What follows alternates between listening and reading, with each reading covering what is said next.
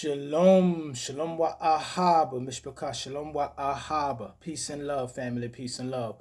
I want to say shalom to the whole house of Yisrael, all 12 tribes scattered throughout the four corners of the earth, to wherever we've been driven to the lands of our captivity. I also want to say shalom to the sojourners, the Gentiles, and the foreigners, and all those who give thanks, honor, and praises to the Elohim of the Bible and his only begotten Son, Yahushua HaMashiach, to whom many of you refer to as Christ. Hallelujah. Mishpachah, today I want to talk about anti-Black American sentiment among American immigrant communities. And yes, Mishpachah, it is a thing. Now, first off, let me give a disclaimer and say that if you are an American immigrant that has never called black people lazy, has never called us dirty, has never called us privileged, has never called us ungrateful, has never called us thugs, heathens, and whatever some of you seem to think of us behind our backs. If you ain't never made it a point to make sure that white America knew that you want nothing like black America, to go out and say, no, we not like them Negroes. We may be the same color, but we are different from them. If you are somebody who has showed love to the black American community and you ain't never thought like this, then a lot of what I may say today may not apply to you because I hate generalizing things.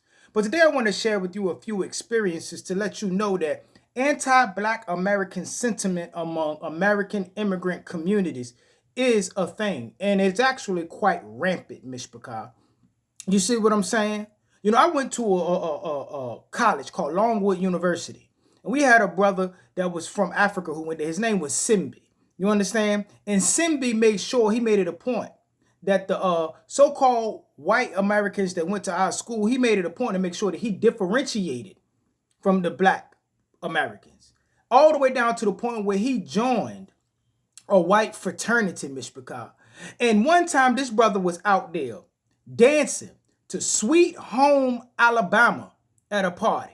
We had a college party in Simbi, African behind, out there in a pie cap shirt in the middle of a floor in a party full of so-called white folks. And he cucking and jucking to Sweet Home Alabama. Sweet Home Alabama. You know what I'm saying? And I mean, he getting it. All the other black people is on the wall looking at him. And do you know that a so-called white brother that was pretty cool with the brothers came over there to us and he literally said to us, when are one of y'all going to tell Simbi that he black? I'm not lying. The so-called white boy came over there to the black corner in the party and he was daggone embarrassed for that fool and asked us, when was one of us going to tell him that he black, Mishpachah? You see what I'm saying? Then, let me tell you another experience. I love reggae and dancehall music. You understand? Like I told you, I came into the truth by way of Christianity, by way of the Ethiopian Orthodox Church and the Rastafarian community, and into the truth. You understand that, Mishpachah? So, when I was out there hitting the club every Saturday night, going to reggae dancehall, doing everything, just hanging amongst the community, I caught a brother called one of my friends under his breath a mixed brother. Yeah, the mixed brother. See what I'm saying? And I willfully ignored this envy and some of this vitriol that you can hear come from them. Sometimes, Mishpachah. See? Also, at work, I was working with a Haitian brother at the plantation. Me and this brother had a conversation where he was adamant that he won't black like me. That he's Haitian. He's not black. He's not black. No, he's Haitian. And I had to tell that brother, you ain't no different from me. You came over on the same bus, but you got off on a different bus stop. You got off on the Haiti bus stop, and my ancestors made it to the American bus stop. But brother, we was on the same bus. You understand that, Mishpachah?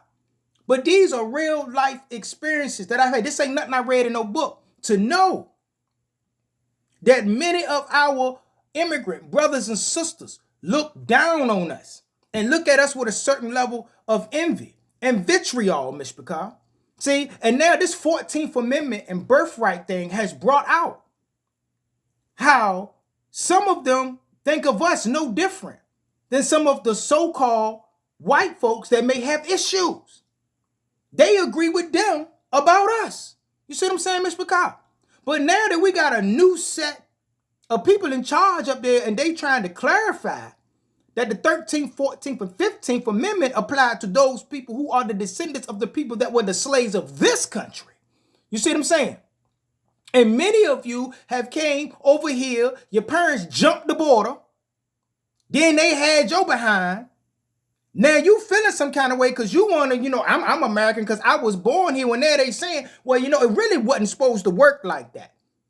You got away with it, but this was that 14th Amendment was not designed for every Tom, Dick, and Harry to come over here, drop a seed, and then automatically your children are citizens. And now they're starting to clarify that because people are starting to take advantage of it.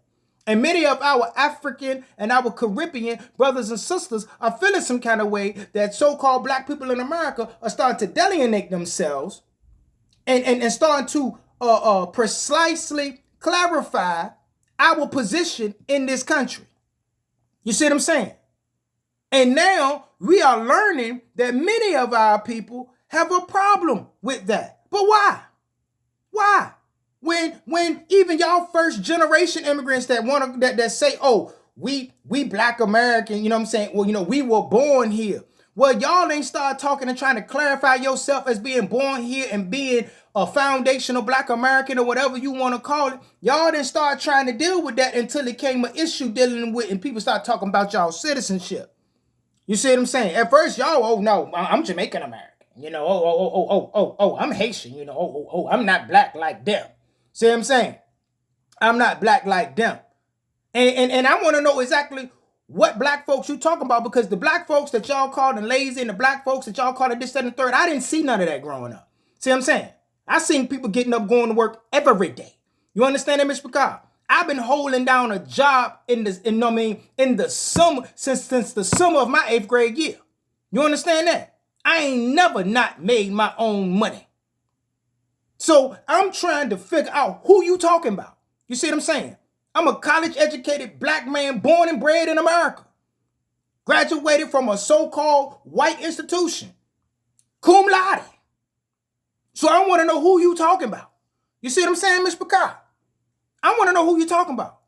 So yes, it seems that we are the only ones who look at we are all one, and all of us throughout the diaspora are one people. It seems that everybody else don't look at it like that. So I think out of love of ourselves and love of our community, it's time for us to back up, start fixing up our own community, and wait for our brothers and sisters that are from the Caribbean and from the African community to start feeling about us the same way that we feel about them. Because apparently the only thing that's good about us is us coming and spending money in their businesses. When they ran from their country to come over here and benefit from the path that was laid down for them by our people who struggled to become a part of this country and made way for you to become a part of this country. So ain't nobody gonna sit back. What the Caribbean say? Men I beg no friend. Men I beg no friend. You know what I mean? Ain't nobody sitting back and begging to be nobody's friend no more for you to run from what you got going on in your country because y'all couldn't fix y'all problems over there. To come over here and benefit for what so-called black Americans have laid down over here, and then got the nerve to be talking salty about us behind our back. No. And now with this going on and they starting to deport people, now y'all want to act like that broad that disrespected you before she knew what you was worth. Look down on you and talk junk to you, but then she found out you rich or you that man. Now all of a sudden she want to hike up her skirt and smile at you. You know what I mean? Show you a little something. You know what I mean? That's how you acting, Miss Picard. So we need to get this thing together in the black community and stop seeking inclusion so much by people who don't want to be included with us.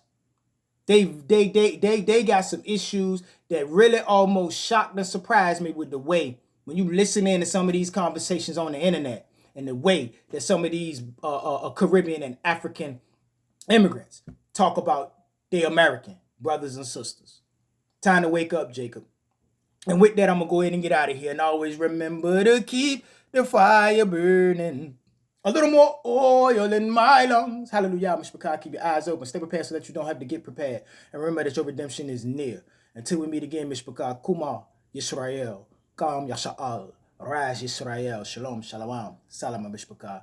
Hallelujah.